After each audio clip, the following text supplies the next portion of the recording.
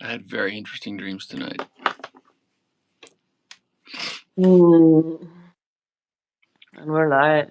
We're live. Hello. I'm Hello, good evening, and welcome to the Hidden Treasure podcast.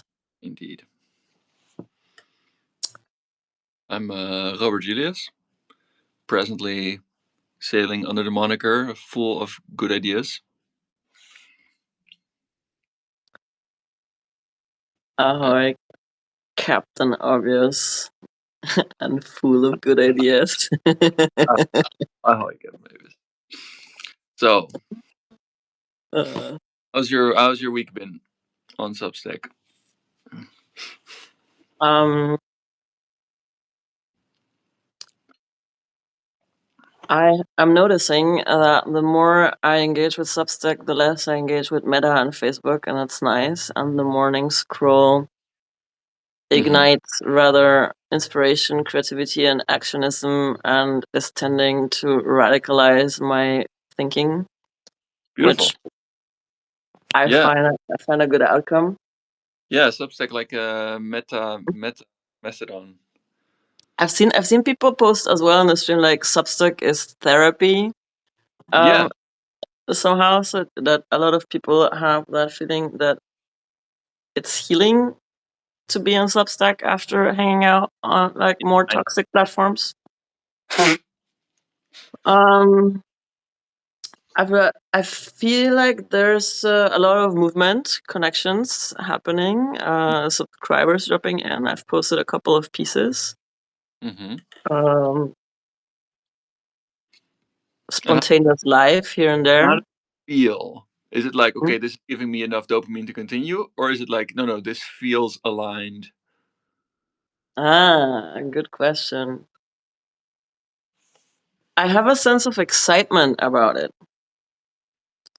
And following the path of your highest excitement has been a good strategy. Like if something feels exciting, go do it, Mm-hmm.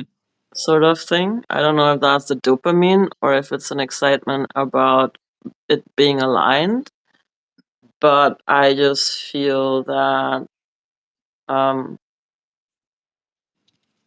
yeah, I want to be creative here. And I want to Great. test some skills and Mm-hmm. just coming back to play with wordsmithery after long underworld journeys and fucking Saturn blocking my Gemini moon has Yeah. felt like fun.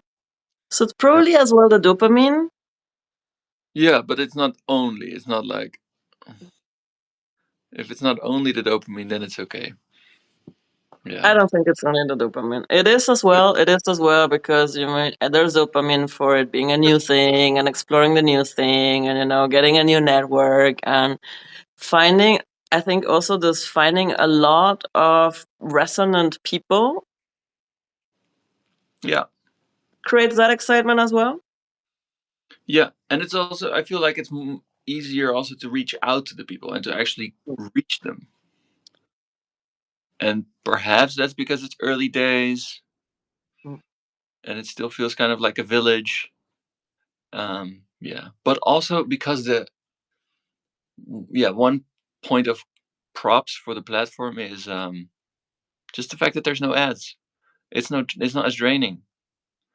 Mm. So well, I feel a little bit more space to keep engaging with it. Yeah. But my week on Substack has not been very eventful, I would say. I've been reading some good stuff. I will say that. I have been reading a lot. I have been reading a lot of people's articles and posts. And Mm. yeah. Some good rabbit holes to go down for sure, and I feel that the engaging with the more long form content Hmm. is also doing good things to my brain. Of course. What you are what you eat. We have a listener tuning in, AC Mhm. Unit. Ahoy! Maybe you want to drop us a message where you're tuning in from if you feel like it. And feel free to just like dropping any questions or messages at any time in this conversation. Yeah. And meanwhile, I would like to start with the I had a dream. You had a dream. I had a dream, and it was about politics. And I Mm. wrote it here in Dutch, so I'll try to like live translate it. So I'm dreaming, and it's in like an auditorium. So there's an audience sitting in folding chairs, like in a cinema, and then on the podium there's a low podium, and there's some table. It's like a panel. There's a panel sitting at a table, like 5 or 6 people sitting towards the audience on folding chairs, and there's the audience.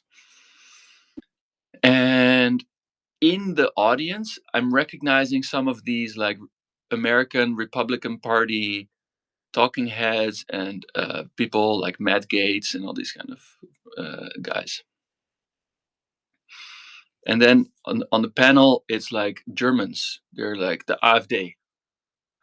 It's a mix, or like a mix of politicians. Among them are some AfD types, and they're having kind of a panel discussion with these with the audience when there's lots of Americans in the audience. Yeah, American, like well known Republicans, known Republican Americans in the audience, and they're kind of having like a Q&A session with the audience.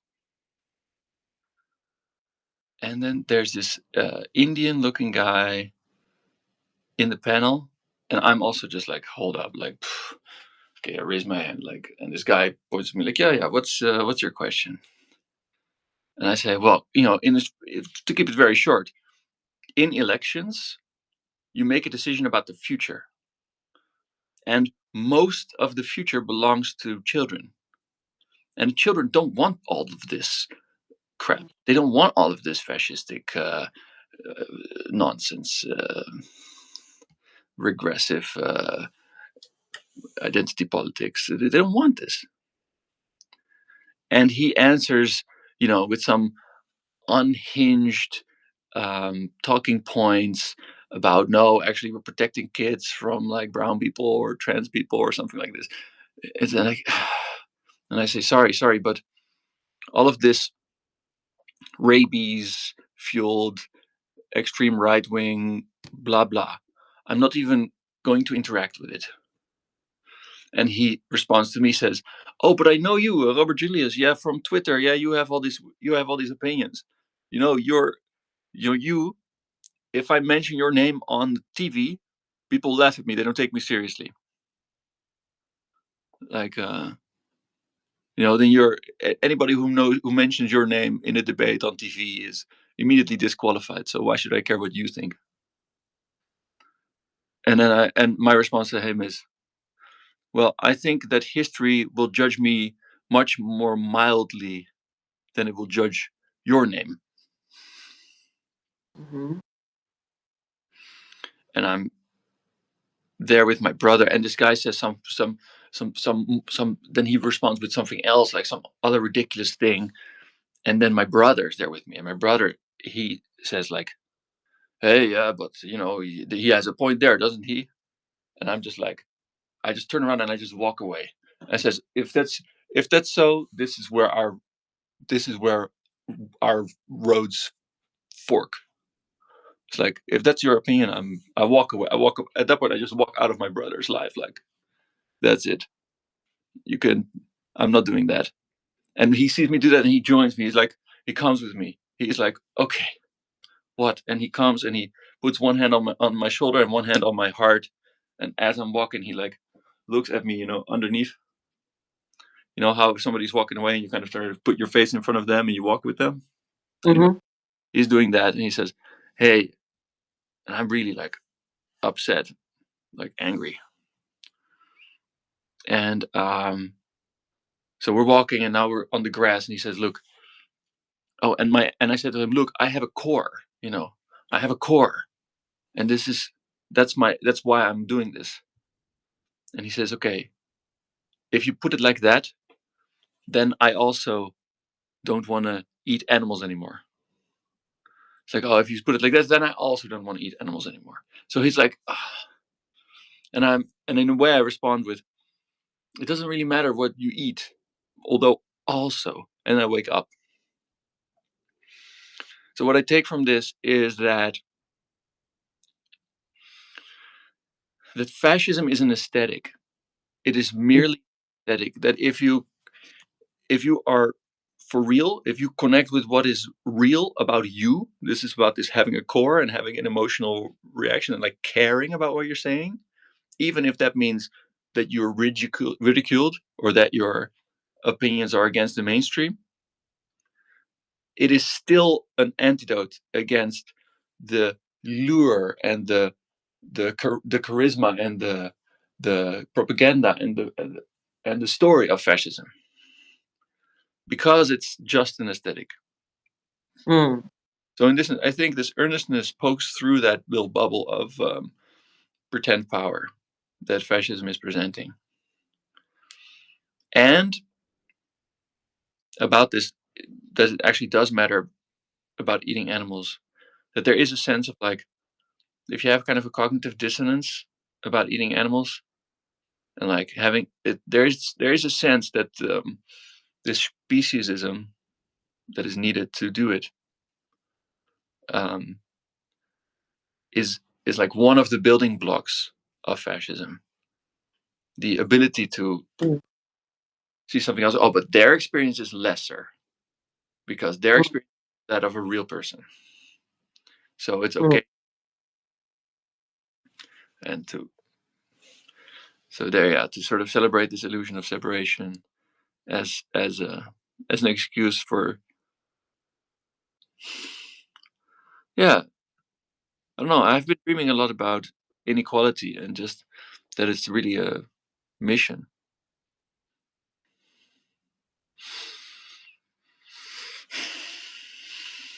Yeah. What caught my attention in that story, or when in that interpretation of the story that you shared, is that this this classifying of less than, right? Because that is where this cyberpunk dystopia rollout leads to at the end of the day. There's this class of people that have it all, that are riding the AI train and the new technology train, and then the have-nots that will be lesser than, and thus there is rightful justification to take everything else they have. Yeah, I mean, I would even say that it's a prerequisite already. You already need to have the idea that others are less than. Mm. Yeah. In order to concentrate so much wealth and power and disenfranchise everybody else. Yeah, you need to have already like in your mind elevated yourself above the concerns of mere mortals. It's like, oh, we're not. Yeah, but you're not immortal either. Not immortal yet. This idea Yes, of yes, quite yes. the batshit insane But self. because that's the thing. That's the thing, right? They are betting on Yeah, getting immortal in this lifetime. yeah, for sure. And they're betting on only a few people will reach this immortality in their lifetime, and it will be like a secret club hack of high stakes access or something. Fucking vampires. Yeah, like Elysium Mm. book. Elysium? It's a Pelevin, the Russian author Victor Pelevin. Very good. Generation P. Also, you should read. Mm. Book I recommendation. did not. Apps. But I think that's. Let's talk for a moment about this like immortality dream. Mm-hmm. Sure. I had big sympathy or like big interest for the whole vampire narrative when I was younger. I'm being a role play gamer, like I really love the vampire aesthetic. But one piece of the narrative in vampire lore is that older vampires at some point just can't keep up with the changes in the world, the accelerating changes of the world, and thus at some point need some younger mortal or vampire companion that's younger, that's from the age, to sort of like show them around so they can like so they can make sense of the experience that they don't have access to. So there's a decline in neuroplasticity that in this sense is um based on the vampire brain being dead, right? It Yeah, doesn't evolve anymore, so it can't make new neural I hear you. Yeah, yeah. transactions. They're yeah, they're stuck. And you know how But real vampires solve this problem, right? They just impose their stagnation on the rest of the world. Yeah, they just pull all the handbrakes on everything, and then try to slow it down, simplify the experiment to the point that they can manipulate it. mm, I mean, in the vampires, there are very good readings of the initial, so the Dracula story, Bram Stoker Dracula story, that go into the idea that vampires are a metaphor already for capital. mm, okay. You see now, like, we have now corporate personhood. There's big corporations that are like celebrating that they started in 1823, right? That like, oh, look at these, or they rebrand Mm, themselves every so many years to pretend that it's a new company, but mm, carbon is still in business.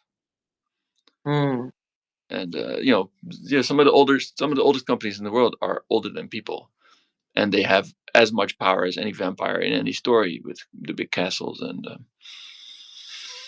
yeah, I mean, Yeah, that does make some sense. hmm? That does make some sense. Um, uh, uh, uh, uh, I'm also picturing these old billionaires who have like way, way, way younger girlfriends. Uh, as a to what you said about the vampires needing like a younger vampire to like keep them culturally relevant.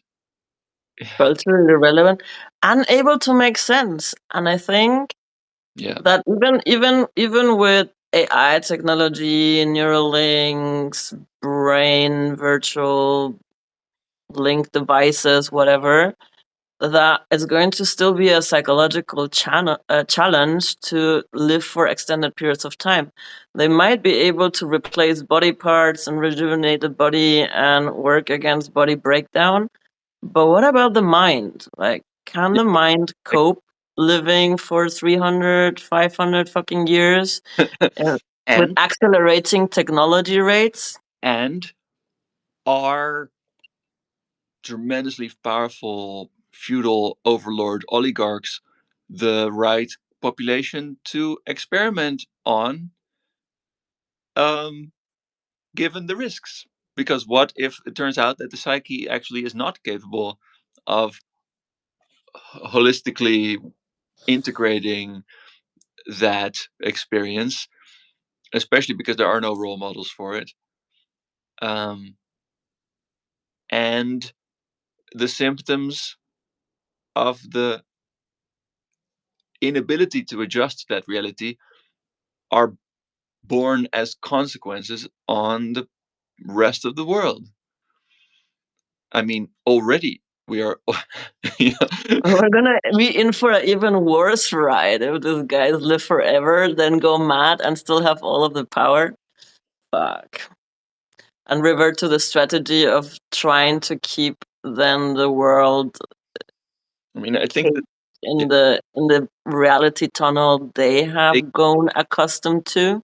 yes, that's the logical thing. It will be, because it would be hell for everybody. I really don't see how it doesn't matter how powerful you are, to live forever is not the answer to the psychological questions of bearing a human life experience.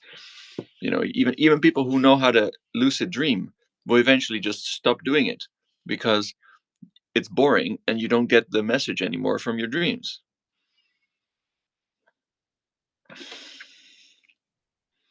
And at some point they're gonna put advertisement in your dreams.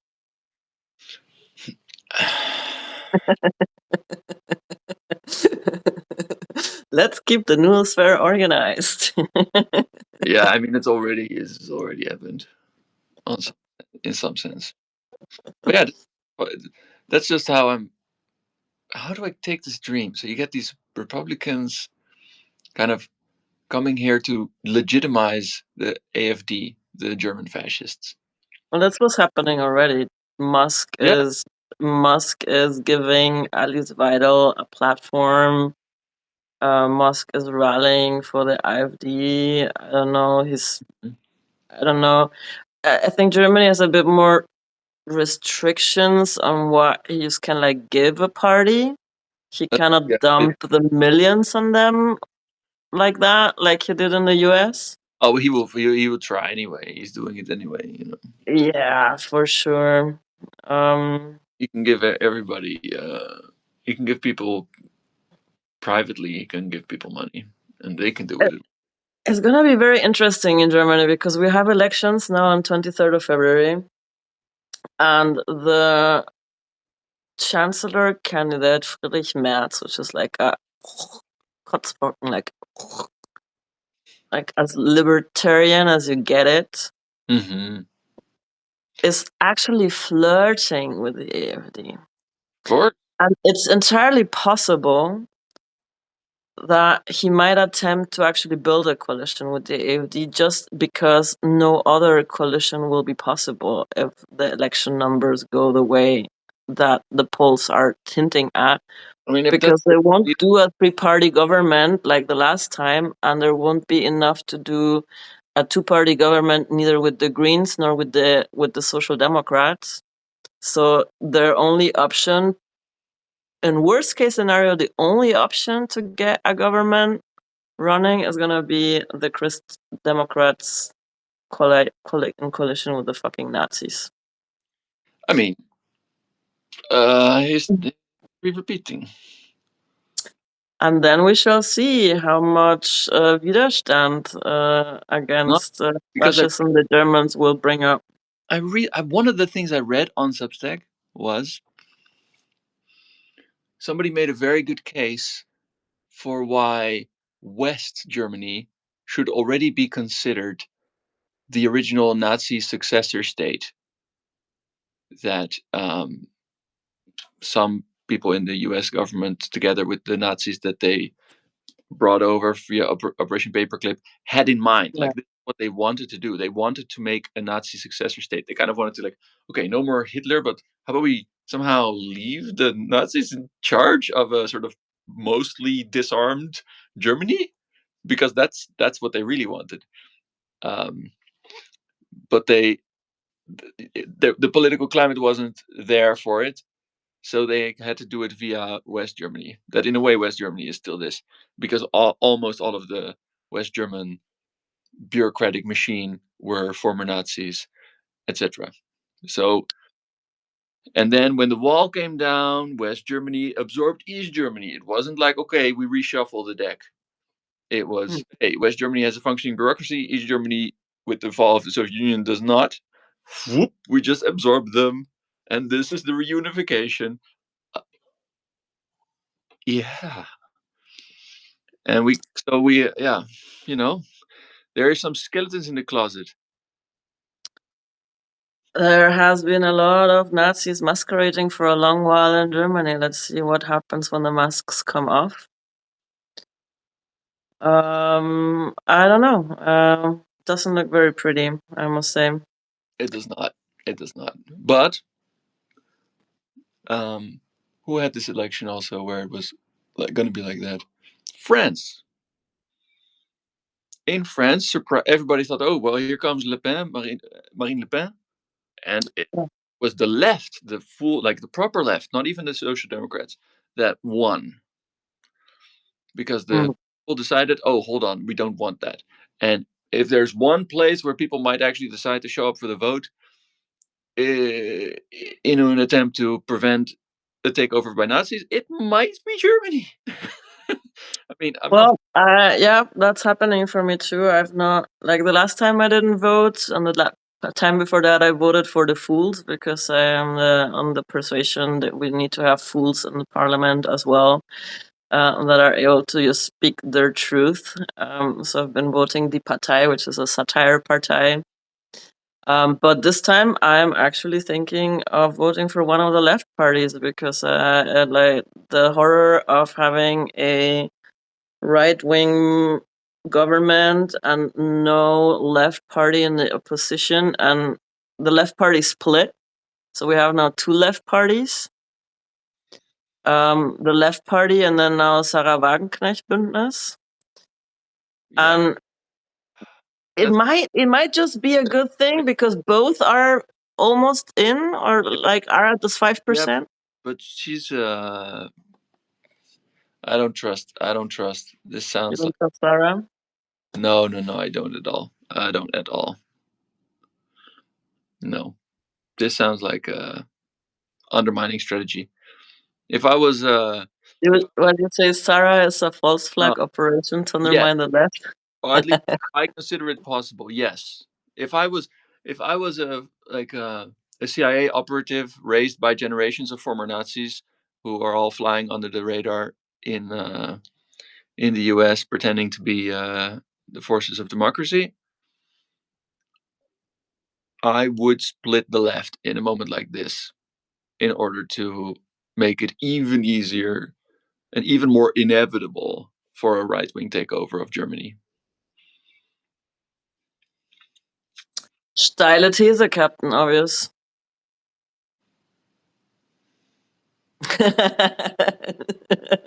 She shows all the hallmarks of an industry plant. She has all the hallmarks from the industry plan. Yes. Mm. And I didn't have to come to this conclusion myself.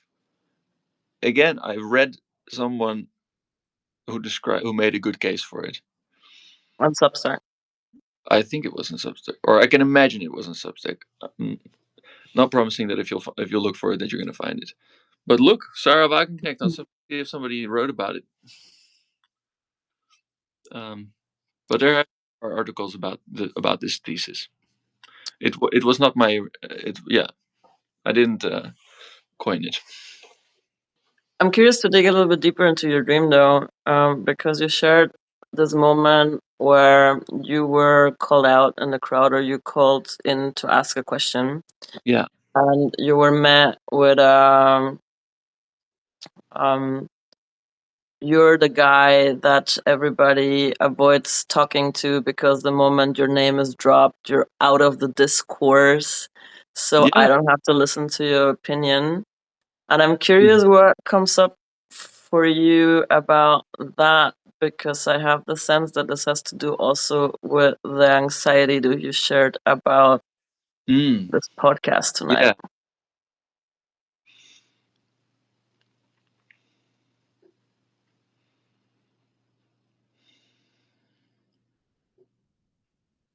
Yeah. I was met with well, I mean, it was a I had a simple statement. It was, you know, kids can't vote, and you're deciding their future for them by taking it away and giving it to the billionaires under the name of, you're abusing democratic principles to do something undemocratic, stealing the future, and it's and if I pull it back to history, like in the end, that exchange goes back to history is going to judge me a lot more mildly than it will judge you.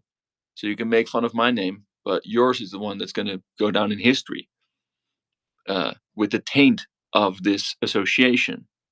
Mm. Um, So you had yeah, a good comeback there, yeah.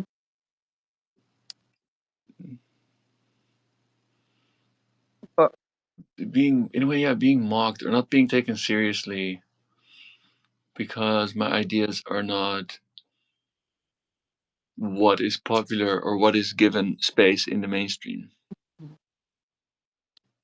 I feel like this is something that the dream suggests that I'm getting more resilient about this. mm, And even when I get emotional and I decide to turn away and walk away from it, in a way, the fact that I'm willing to stand for my principles and I mean, yeah, of course, it's super cringe to get emotionally involved in a political debate. But in a way, that is the whole point. It's yes, I am willing to look like an idiot and look weak for caring because being weak for caring is a paradigm perception. It's not an objective fact. I think that we can have a world where caring is a sign of strength. We need a word like that. Yeah. It is possible, and we need it, an important mission to make that happen. So in that sense, I'm happy to be the change I want to see in the world, even if that means suffering personally in the political arena, rather than having a grand old time of being like ironic and playing the winning team game. Because there's so many people. If you want to talk about class traders, so many people who are just grifting to get some clout by repeating the talking points and joining the right wing propaganda machine.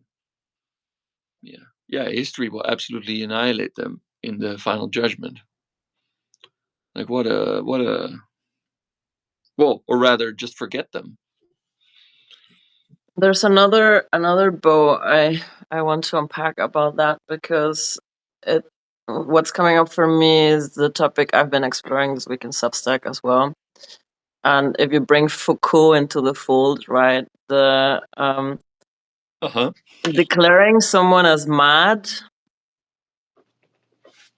was a strategy to cancel someone from discourse. Yeah. The moment the authorities of a discourse put on you the label of mad, nobody needs to listen to what you have to say anymore. Hmm. Um, so that was in the work of Foucault, the original cancel culture, right? Yeah, for We sure. put you in a straight jacket. We give you the meds. We don't have to listen to anything you ramble, because you, by all sense and purposes of societal standard, are declared as insane, sir. So Yeah, we they don't don't want. associate with you. Yeah, you don't inhabit the same reality, and therefore you're disqualified from having an opinion, and nobody needs to listen. And in a way, this was exactly what happened in my dream, Yeah. and of course, in real life. I am, of course, certified insane, and what can I say? I You are certified insane. yeah. So in that sense, I'm holding out hope that um, I just I will live. I will live in the next world. I will see the next world arrive, and I will be more at home there. Uh, I I have good reasons to believe that, and yeah, it's a very great pleasure to connect with people also on this platform who give me that hope and share that hope, and at the same time dare to feel the other side of that, the despair, the pain, who can look the struggle in the eye and make it their own, get involved in it. Mm. So I don't know, it feels like a privilege to be insane, to be insane enough to care, to feel like I belong on the edge. Um, yeah, yeah, that The edge dwellers, the edge dwellers. in a way, I'm insane enough to believe that I matter. That's the real craziness. The real craziness is to believe that you matter. What can I say? No, this idea, uh, be the change you want to see in the world. I genuinely want to see the change, and I am willing to be it. So I'm willing to change myself. mm, Yeah, yeah, yeah. I don't want to be right. I don't want to be right. I want to be alive in a world that is in a world that's right. In-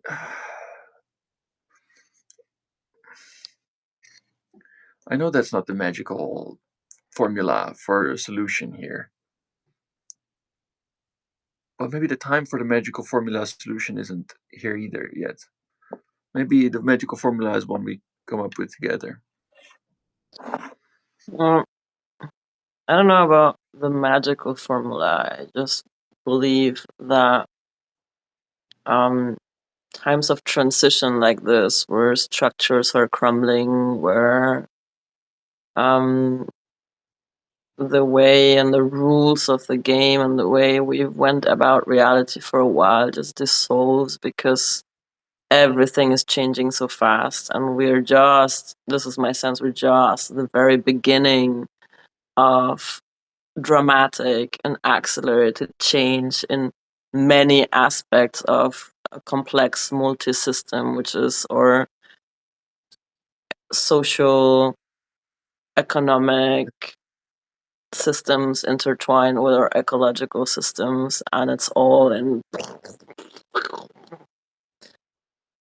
Yeah, So the techno bros are already rolling out an agenda and sort of like priming, setting their seats and priming into that chaos vortex the reality they want to get out of this transition. Doesn't mean that that script plays out. The question is, how can we use that same chaotic energy to plant our own seeds for the version of world that we deem right? Because at the end of the day, they also think what they're doing is right. Right? Which one is the right? I don't know if they really believe it. I think it's not. That's what I think. If you care, if you really care, not just about yourself, not just about your power, but you have empathy for the whole world and for the people that you actually meet, and for and some humility, to be humble, to understand that it's not about you. I think there's these are also prerequisites. I don't like, come on. Do they really believe what they're doing is right?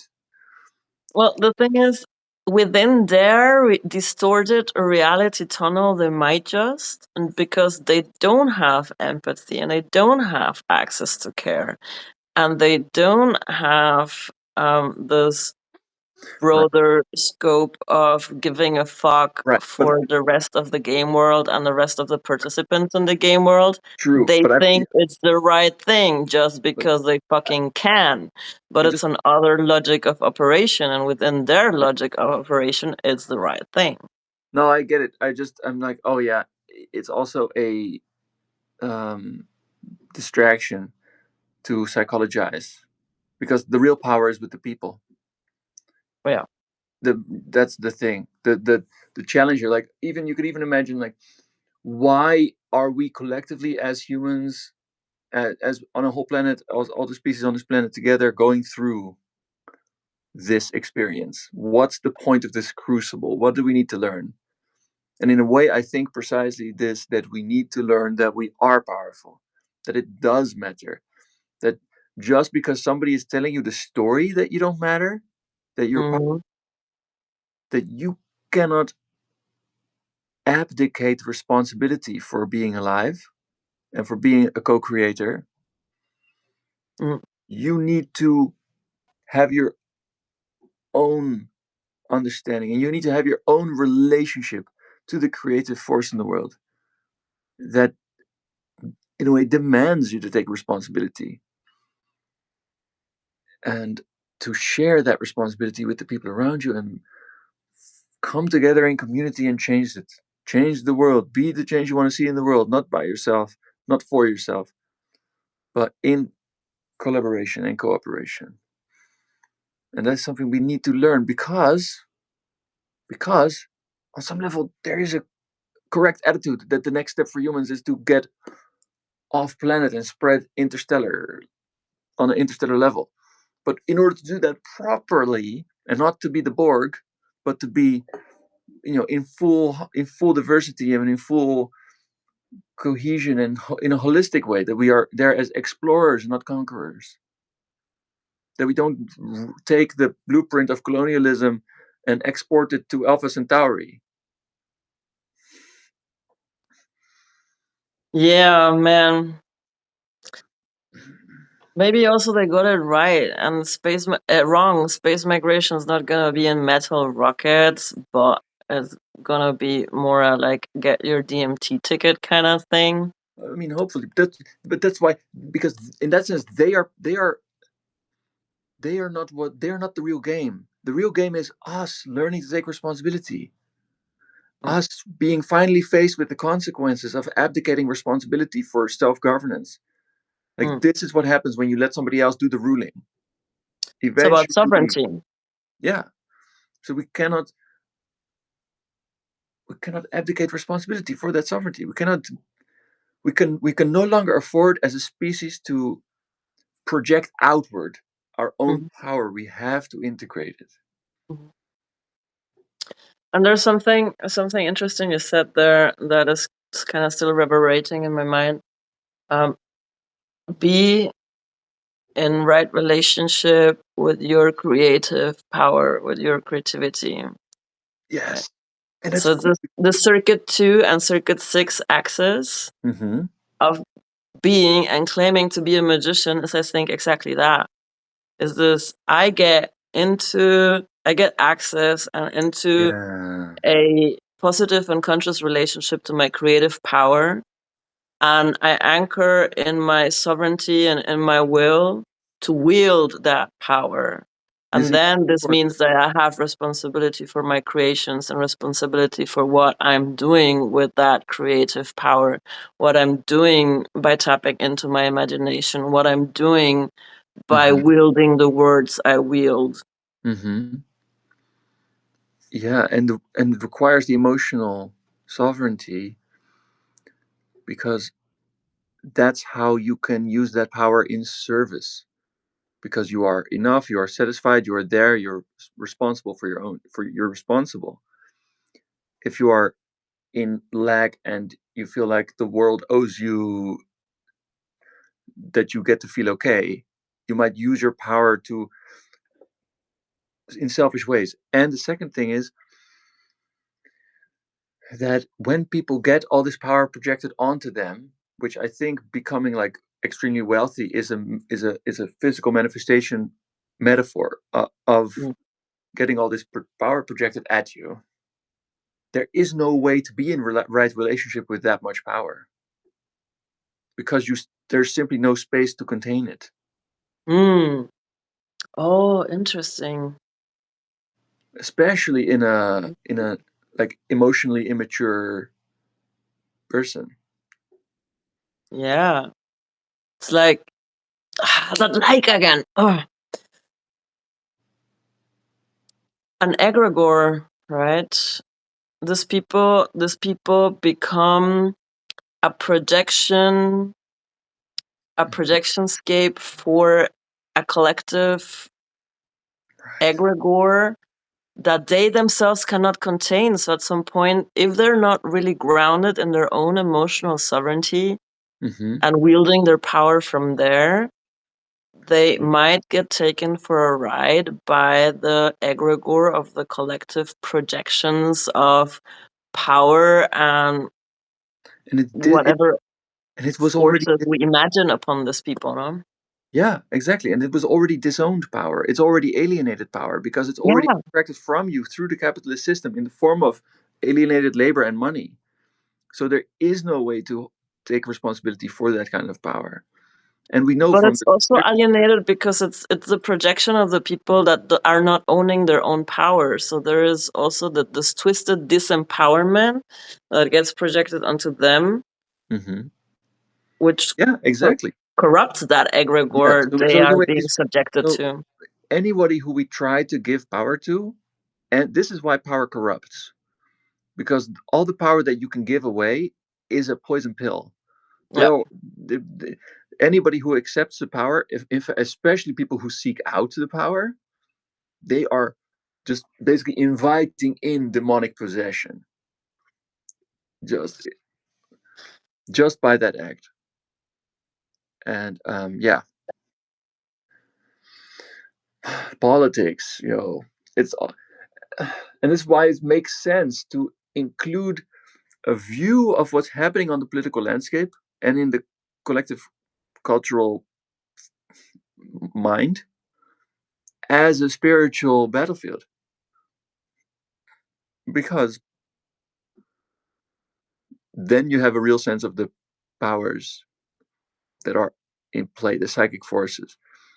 And our jobs is to each reabsorb and integrate as much of the psychic force as we can and pull it away from the system, stop feeding the system, and start integrating. Like, I don't want people to give me power, because it's like in Lord of the Rings, right? When this elf queen like refuses the ring, it's very good. It's like that. I don't want the ring. Throw it into the volcano. Please throw it into the volcano. Yeah. Oh, that's one awesome piece on Substack. I reshared it. Uh, um, Lord of the Rings as a feminist manifesto for the boys. It was amazing. It was amazing. I reshared it on my notes. You see it. Okay, I'm gonna look for it. It's fabulous.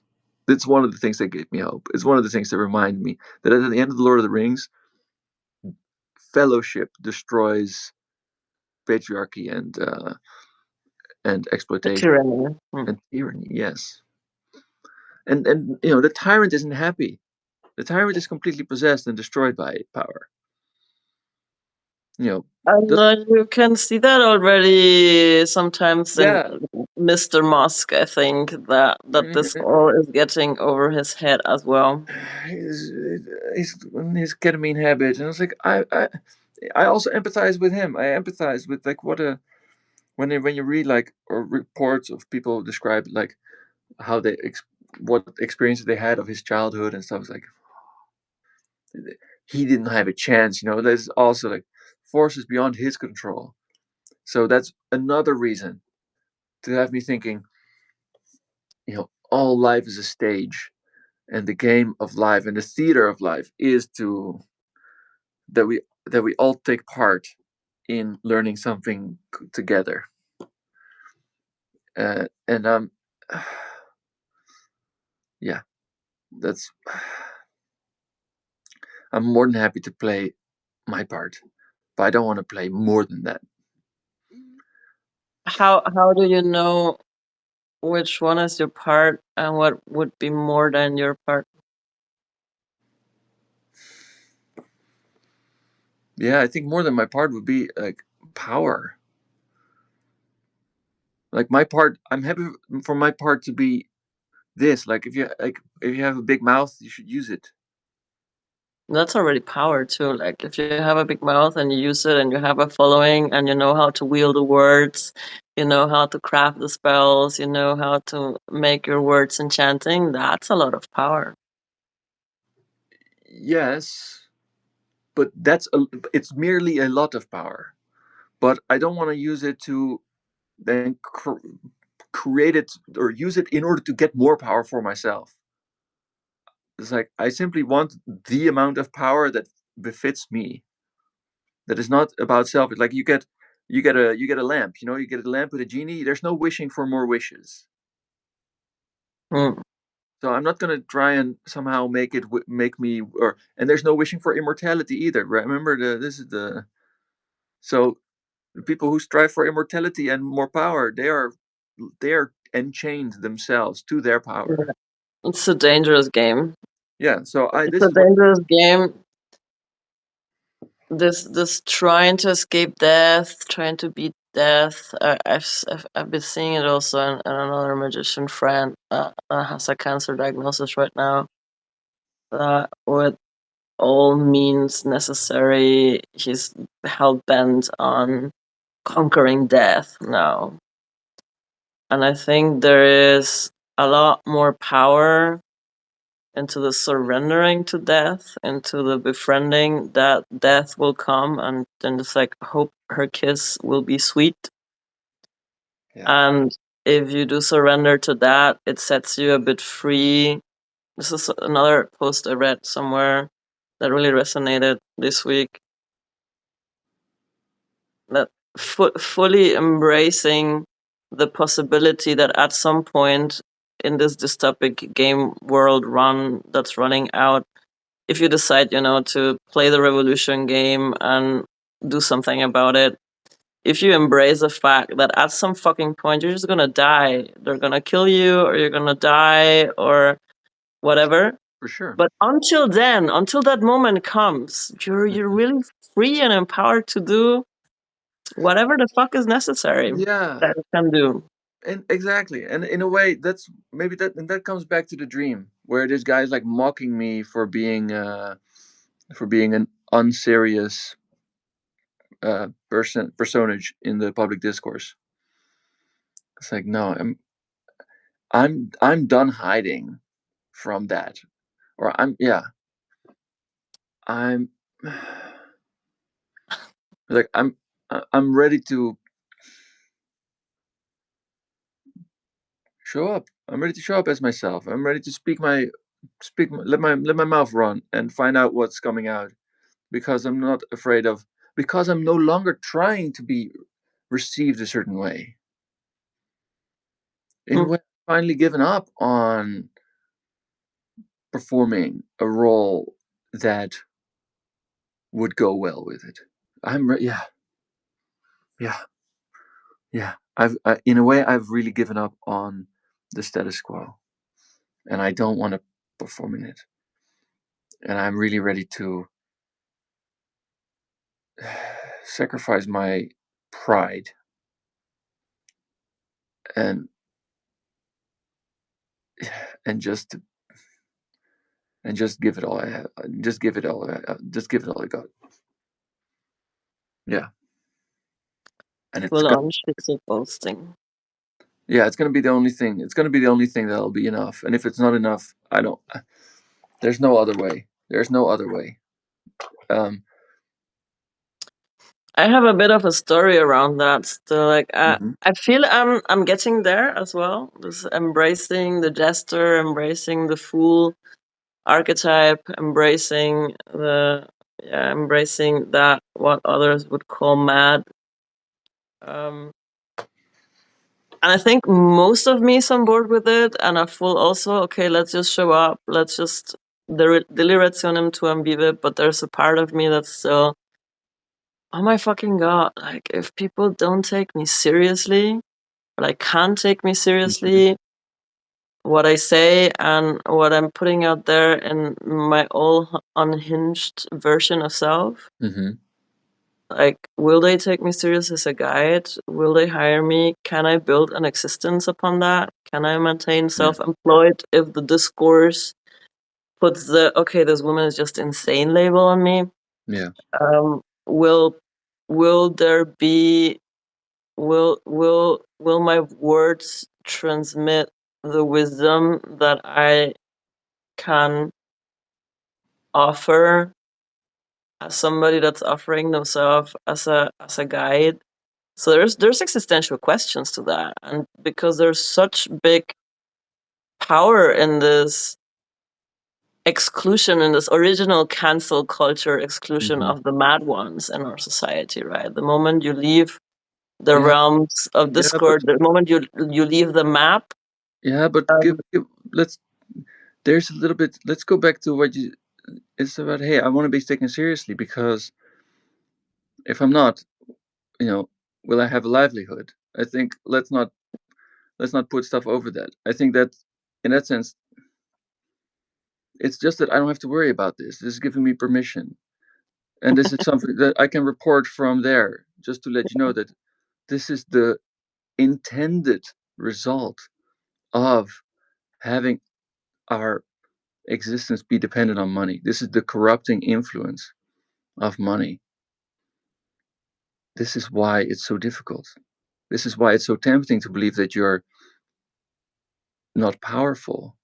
This is why it's tempting to believe that billionaires have all the power because they have all the money. And that's exactly what they want you to believe. Because this way, you will corrupt yourself. Censor You'll yourself. censor yourself. You will compromise yourself. You will downplay your wisdom. And your wisdom doesn't have to be madness. It can be wisdom. But in a way, maybe that, yeah. There's an interesting thing that's been up for me as well as I'm entering the portal of menopause. There's been a video going around from I don't know, some scholar that is making the case for why, as mammals, there's not many mammals, just us and two other species have evolved menopause, meaning that Mm-hmm. the natural evolution of the female body takes us off the reproductive game, and still gives like a lot of lifespan after the reproduction game has ended. And his case, or his argument, was that women enter menopause and still live 20, 30, 40 years after menopause because it's important. The wisdom they keep is important to like take the system of the menopause of the reproduction Mm-hmm. focus, Yeah. which then also in women sort of like activates more access to intuition and the spiritual Mm-hmm. sensing, and usually radicalizes women as well more. The moment that you're off the reproduction train and the estrogen levels sink and you're like, okay, I don't have that many fucks to give for like Mm-hmm. just caring for others. Yeah. Most crones or most women after menopause is like tend to become like more radical, which also plays into the whole witch hunt thing, right? Yeah. Because I hear you. the women First, that I want are to say one thing. powerful and that claim that power after menopause, the spinsters, the witches, the with a lot of stories about the evil archetype, the evil witch Mhm. at the edge of the forest. But these are women that come into their intuitive power after their body is done with the reproductive cycle. Mm-hmm. Yeah, because they no longer have to like fit in to be attracting a mate. They no longer have this, and also the very fact that there can be an evolutionary adaptation that takes the individual out of the reproductive cycle, but it's still deemed a positive thing for the species as a whole, shows you immediately the absurdity of the egocentric approach and the ecocentric cultural paradigm. That what is good for the individual is not necessarily good for the collective. And the state of the planet right now is the most damning evidence of that.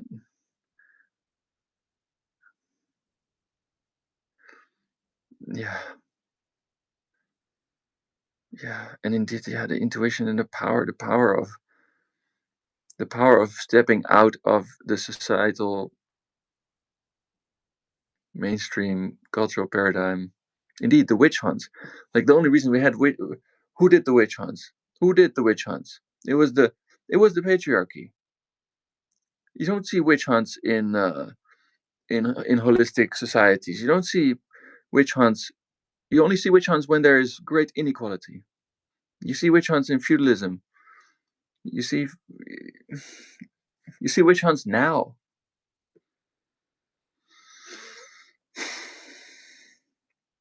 So yeah, indeed. Like where do you see the witch hunts? I mean, in Africa, they're still hunting Yeah, witches, no, I yes, mean like but you probably mean some other part of the discourse now. yeah, just indeed the cancel culture, but also the right wing version of cancel. I don't know. Maybe it's an exaggeration to say we have witch hunts now, but you see the same pattern. You see a pattern of like, oh, ostracizing people who have an opinion or who offer an avenue of power that is outside of the paradigm of patriarchal power. And Uh, all kinds of empowerment, right? Sexual empowerment, identity based empowerment, magical empowerment. yeah. So we have so yeah, exactly. Find yourself, empower each other. Stop empowering. We're out of time. We Stop giving away your power, right? And that means, and that's maybe then the segue to then go into the underworld journey thing No, I want next to. time we speak. Yeah, wrapping it up. Next, yeah, next time. Yeah, I'm building the bridge for next time, right? is to claim But your power, to claim your power, which means acknowledge what you. integrating the parts that you've disowned. Yes, yes, and to hold why you disowned them, what it gave you to do that, but and how to build the way back to wholeness. Oh, Yeah, yeah, then we can because hold shared when hold space for each other's journey back to wholeness, so that we can share the power that we have, the tremendous power that we have. You rightly identified, hey, the way in which I can have my personal power, that's tremendous power. Yes, everybody has tremendous power. Imagine how much power is there in people working 40 hours a week. You know how much work you get done? You know how much power you're giving away to the people who own your labor? This kind of stuff. This is part of the subjugation that we have to withdraw ourselves from. Indeed, so that we can, yeah, it's just that. Inequality is bad for everybody, including for the people turned into demons because they are open to receiving other people's projections. so the work we all need to start to doing is the work of calling our projections back and owning them and integrating them, because exactly that's where the hidden treasure lies. And Yeah. that's been the journey that we've been on the last few months. So let's And talk about that next time. yes. And meanwhile, stop blaming the billionaires and find out how you can, where you are dodging responsibility for being.